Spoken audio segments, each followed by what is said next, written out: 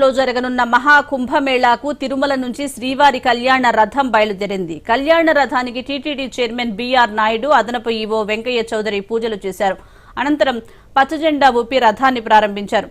ఈ సందర్భంగా TTD chairman మీడియాతో మాట్లాడుతూ జనవరి 13 నుంచి ఫిబ్రవరి 26 వరకు జరగనున్న కుంభమేళాలో యూపీ ప్రభుత్వం కేటాయించిన స్థలంలో శ్రీవారి నమూనా ఆలయం ఏర్పాటు చేస్తున్నామన్నారు. 170 మంది సిబ్బందితో నమూనా ఆలయంలో తిరుమల తరహాలో అన్ని కైంకర్యాలు నిర్వహిస్తామని చెప్పారు. ఉత్తరాది భక్తులకు స్వామివారి ఆర్జిత సేవలు తిలకించే భాగ్యం కల్పిస్తున్నట్లు పేర్కొన్నారు. జనవరి 18, 26 తేదీల్లో, ఫిబ్రవరి 3, 12 తేదీల్లో 4 సార్లు శ్రీవారి కళ్యాణోత్సవం నిర్వహిస్తున్నట్లు తెలియజేశారు. మహాకుంభమేళాను విజయవంతం చేసేందుకు అందరూ సహకరించాలని కోరారు. ఈ సందర్భంగా అడిషనల్ ఈవో మాట్లాడుతూ ప్రపంచంలోని అతిపెద్ద ఉత్సవం కుంభమేళా కావడంతో అక్కడకు వచ్చే భక్తులకు శ్రీవారి దర్శన భాగ్యం కల్పించేందుకు చర్యలు తీసుకున్నామని తెలిపారు.